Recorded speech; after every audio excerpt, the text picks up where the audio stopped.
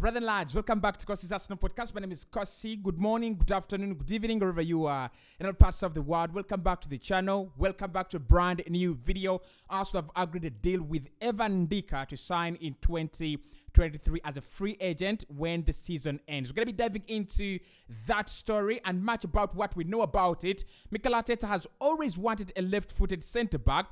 I thought it was going to happen in January. I thought it would have happened in the summer as well. But it's going to happen next summer when we land Ivan Ndika from Frankfurt in Germany. Hit the like button for me. Subscribe to the podcast as well. Let's get this video to 300 likes. And of course, let's subscribe to the podcast. We're very close to 60,000 subscribers. Now, yesterday, I was trying to find a few stories to react to on the podcast. I did see this story. Arsenal complete their first 2023 signing as Arteta lands phenomenal defender on pre-contract. It was written by Football 365, but then it shortly was picked up by a couple of outlets, including Football.London, including The Times, and some few other blogs as well. One thing I'll confirm here is that I've not seen Fabrizio Romano and all these big outlets, especially Charles Watts, Goal.com, the likes of The Athletic and David Ornstein. They've actually not jumped onto the story yet, but at least there are some big outlets. There are some very, very credible sources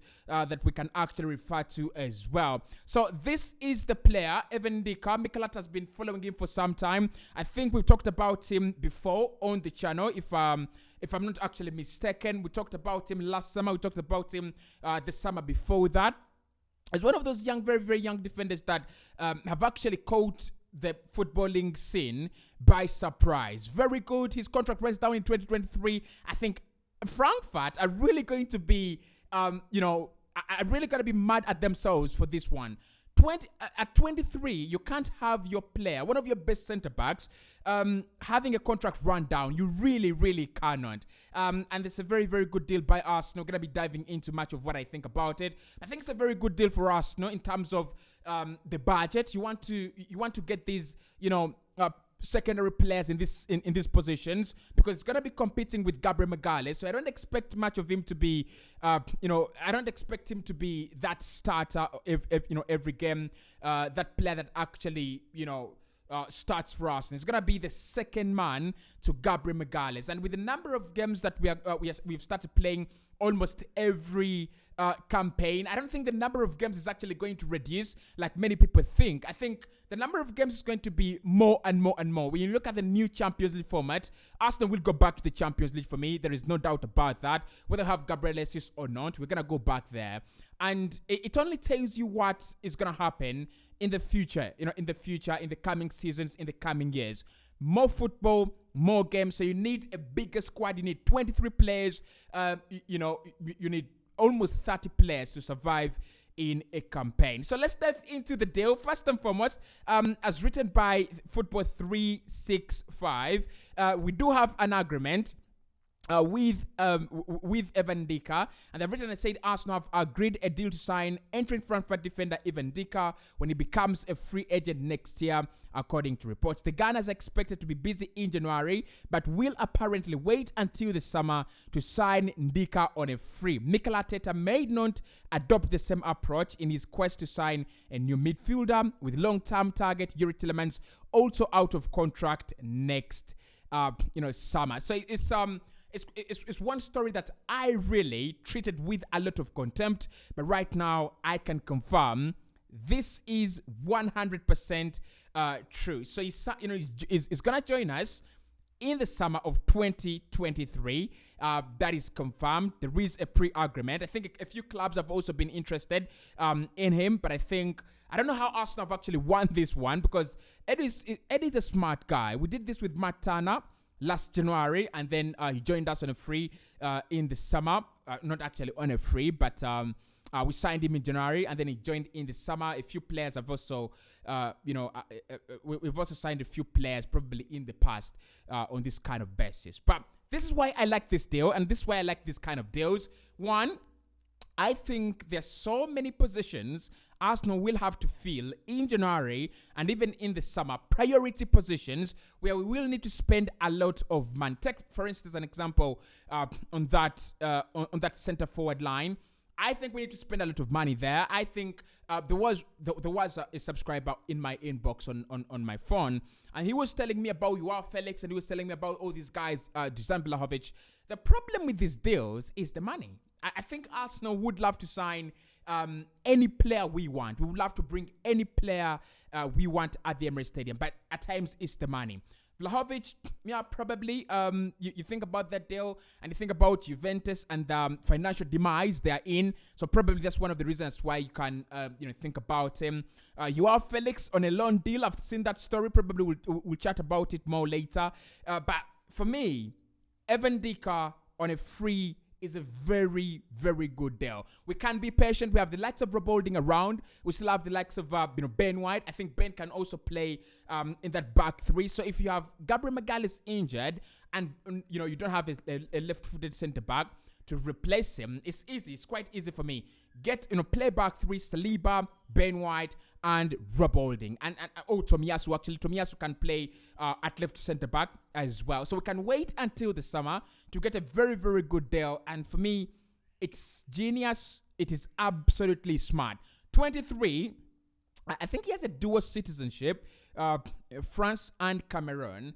I'm just imagining at 23, if he joins Arsenal and then he consolidates his spot with France, his price, his valuation is actually going to go up in the air. And that's what I think, we need to be doing more and more. That is what I think Arsenal need to be focusing on more and more. It's more of that, it's more of the long-term deals. It's more of the smart deals right now.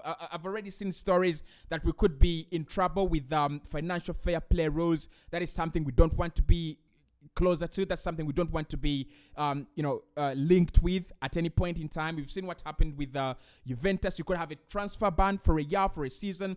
And these days, the scare is if you have a transfer ban for 12 months, even if it's just 6 months, it's detrimental. It's absolutely detrimental, especially to a project like Arsenal's.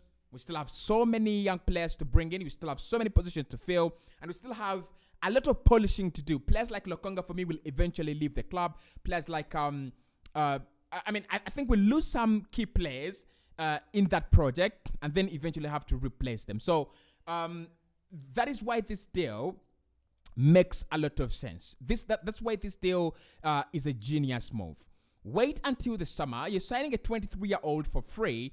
In the next 3 years, he's going to be 26 and you can sell him for 70 million because, to be honest, the left centre-back market right now is quite interesting. Gabriel Magalhaes could go for around 70 million if I were to sell him right now. There are not so many players, actually. Of course, you have the likes of Josko Gvardiol that you're never going to compete with Chelsea and Paris Saint-Germain and Real Madrid in signing them. So for me, that's why the Ndika deal is a very, very good one. Of course, it's one we needed because I know many people are going to say, Cossy, why are we signing a centre-back? Yet we need a striker right now. We need a winger. But you look at the number of games Gabriel Magalhaes has to play for us to consider him tired, right? He's a key player for me. He scores a lot of goals as a centre-back. He really is very comfortable on the ball, unlike players like Harry Maguire that need a lot of protection in front of them. I think he's so good in possession. He's got a mistake in him day in, day out. But one of the reasons we sign a player like Ndika is probably to tell Gabriel, hey, you have competition. You need to perform better. You need to perform consistently. And we know you've got the potential. So I don't think Ndika is coming to replace Gabriel Magalhaes, but the competition and the sharing of game time is going to be absolutely very, very key. I know centre-backs can play 38 games in a campaign, plus all these other, shit competitions, and they're still alright. But in this day and age, you need your players to be 100% fit. You need your players to be 100%, well-rested and well taken care of. So, Ndika, that is another reason why I think we need a left-footed centre-back. I thought we would get one last summer. Lisandro Martinez was on the verge of signing for Arsenal because it was either Arsenal or Man United. It was never a question of whether Ajax would actually retain him. It was always, can he sign for Arsenal? Actually, to be honest, right now I would go back to Ajax and sign Julian Timber. The reason why I would sign Julian Timber is I feel Timber is more of the complement, the complement, someone who's got that complementarity part in him for players like Gabriel Magalhaes and Lisandro Martinez. So I would sign, I would really sign Jalen Timber, but of course we do have William Saliba, so Jalen Timber deal would make no sense right about now. So with Evan Ndika, guys, one thing you've got to know here is that we've always wanted a left centre back, and this one is going to be fulfilling that. Financially, it's a deal that makes a lot of sense. People have already talked about this online. The debate is actually on. Does it make more sense financially, or does it make more sense in terms of the squad? I think it makes more sense either way. I actually think it makes sense either way. One, you have a player that is 23. In the future, you're going to sell him for anything, 100%. If we sell him for 1 million, that's 100% of what we actually, 100% profit of what we actually going to invest in him. If we sell him for 100 million, that's 100%. That's why I think financially it makes a lot of sense. And also, we have so many positions where we want to spend. I said this at the beginning of the show. I think this is where such deals come in. If you want to spend 50 million on Mikhail Modric, can you get a centre back for free? Can you get a backup goalkeeper for 2-3 million euros? And they can actually be that good. And look, I'm not yet there with Matt Turner. Yes, he's done very well in the World Cup, and I know many people now already in my inbox. Oh, Cossy, you said you didn't believe in Matt Turner. Look at what he's done. Yeah, but I want to give him some time. I want to look at him more. I want to see what exactly he's all about as a player. I know he's good. I really know he's good. But let's wait and see, right? Let's wait and see. So, but that's why the deal actually makes a lot of financial sense. You can't spend hundreds of millions on every position. There's some positions where you're gonna need your marketing, department, your scouting department to come out and and do you some favors. And this is some of the favors. And also, in terms of the squad, still young. I think he can be patient. I think with centre backs, they will try to be desperate at the moment they get 26, 27. So it's gonna be a huge battle. It's gonna be a very interesting battle between Gabriel Magalhaes and Evan Ndika. Who pushes the other out of the first team? For me, I won't be very surprised if Ndika at some point in time becomes a starter ahead of Gabriel Magalhaes. And again, I won't be very surprised if Ndika pushes Gabriel to becoming one of the best centre-backs in the world, and we have 4 world-class centre-backs at the club. Ben White, Saliba, Ndika, and now Gabriel Magalhaes. It's going to be very interesting. Now, the other thing I also wanted to say here, right, is Edu has now got time and room to deal with other targets as well. I think it's a very good point. I saw it on Football 365, and I thought I would actually pick it up and have a discussion around it. Look, the quality positions, and I call them quality positions, are always in midfield and the forward line. I feel like it's easy to get a goalkeeper. If I was given 20 million to sign a goalkeeper, I would easily go for Unai Simon. I would easily go for Jan Sommer, Borussia Mönchengladbach. I would easily go for Livakovic, the Croatia guy. I just feel it's easy. It's always easy to get a goalkeeper, a cheap goalkeeper. I feel like with centre backs, now that the market is actually has started being dominated by these young, youthful, really talented centre backs, it's become a little bit difficult, right? And I will agree with that. But in the past, I think look at Rob Holding. I mean, he's not the best centre back in the world, but Rob Holding cost us around 4 million euros, like 4 million euros exactly. So I still feel with centre backs, you look at Gabriel Magalhaes around 27 million euros. I still feel with centre backs and full backs, you're still safe. You can get a good one below 30 million euros.